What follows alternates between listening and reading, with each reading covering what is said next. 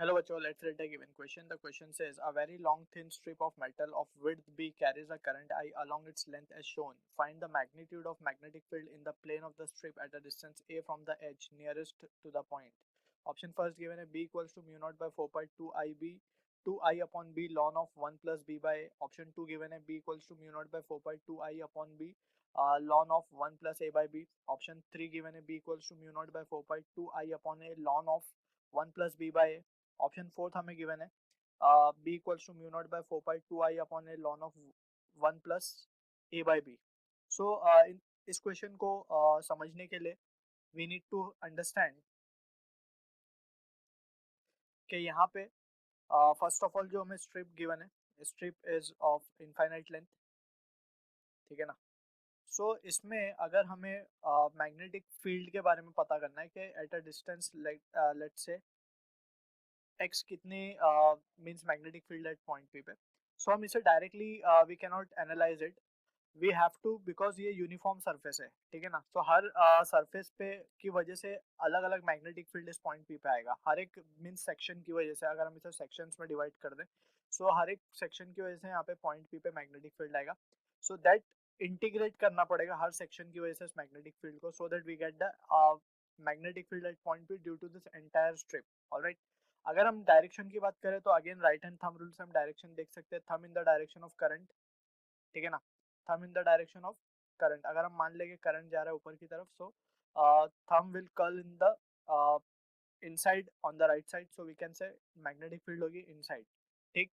सो अब इस केस में हमें क्या करना पड़ेगा, we need to consider a very thin strip जो कि एक वायर की तरह हो, ठीक है ना, ऑफ विड्थ dx, ठीक.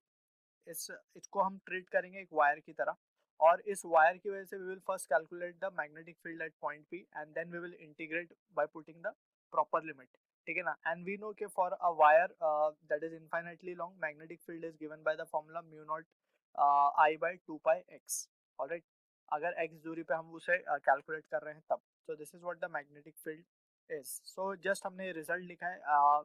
This result can vary as per the distance between the wire and the point of where we are interested in finding the magnetic field, ठीक है.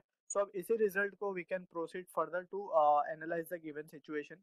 So यहाँ पे हमें जो डिस्टेंस गिवन है बेसिकली, अगर हम इसे प्रॉपरली यहाँ पे रिकंस्ट्रक्ट करें फिगर को, so let's say this is our strip and we have considered a very thin section of width dx, ठीक है ना. इसकी width हमें क्या गिवन है b, हमने इसकी width मान लिया dx, ठीक है, और ये इन्फिनिटी तक लॉन्ग है ये, ठीक. सो और हमें जो पॉइंट P है वो कितने डिस्टेंस पे गिवन है, it has been given at a distance A, ठीक है. अब इस स्ट्रिप को we can consider as a uniform wire carrying current I in the upward direction, right. So we can first calculate the current in the strip. So current in the strip we know कि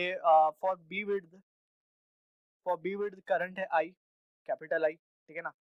और अगर हम बात करें in this wire dx में current कितना होगा, let's suppose it as to be di मान लेते हैं. सो di की वैल्यू क्या आ जाएगी, यहाँ से di की वैल्यू आ जाएगी I by b, ठीक, I by b into dx. So this is what the value of current we will be getting in this small strip dx या small wire of width dx, इतना current इसमें flow हो रहा होगा. Alright, सो अब इस wire की वजह से इस पॉइंट P पे जो करंट लिखा जाएगा that we can write it as to, और ये वायर हम मान लेते हैं it is at a distance of x, ठीक है. So we can write magnetic field जो इस वायर की वजह से आएगी, let's suppose it as to be dB, है ना, क्योंकि dx विड्थ का है.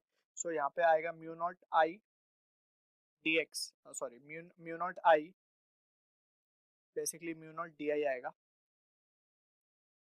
Upon 2 pi x. ऑलराइट, अब यहाँ पे we need to just integrate the things, और इंटीग्रेशन लिमिट कहाँ से कहाँ तक जाएगी, इट विल बी a से लेके a प्लस बी, है ना. a से यहाँ तक आएगा सरफेस, फिर a प्लस बी करेंगे तो पूरा स्ट्रिप आ जाएगा. सो अब यहाँ से we can substitute the value of d i. So ये क्या हो जाएगा हमारे पास, डी आई की जैसी वैल्यू वी विल सब्स्टिट्यूट, सो जो रिजल्ट आएगा हमारे पास mu not I upon 2 pi B को तो हम कॉमन ले लेंगे बाहर, ठीक है, एज अ कांस्टेंट. अब हमारे पास जो चीज बचेगी अंदर that will be dx upon x with integration sine a to a plus b. ठीक है। अब इसको अगर हम फर्दर सॉल्व करते हैं, so what we will be getting is we can write this value as to be mu naught I upon 2 pi b and ये हो जाएगा ln ऑफ x, ठीक है। सो अब just we need to substitute the values, so ये आ जाएगा mu not i by 2 pi B ln of x की वैल्यू एक बार आएगी a प्लस बी, ठीक, और एक बार आएगी a। So just we need to subtract the values, so हमारे पास फाइनल रिजल्ट आएगा a plus b, just we are using the property upon a, क्योंकि log a minus log b होता है log a upon b, right. So उसी तरीके से ln of a plus b minus ln of a क्या हो जाएगा, ln of a plus b upon a, जिसको हम और अगर सिंप्लीफाई वे में लिखें, so we can write this value as to be, और ये हो जाएगा हमारे पास b।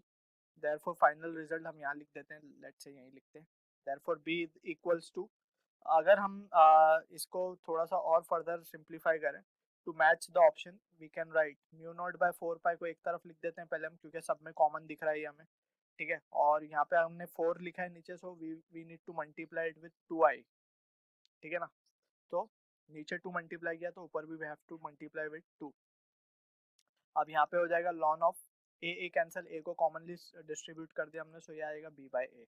So this is what the result we are getting, and जो कि हम देखें तो ऑप्शन से मैच होता है a। So I hope you understood the solution, all the best.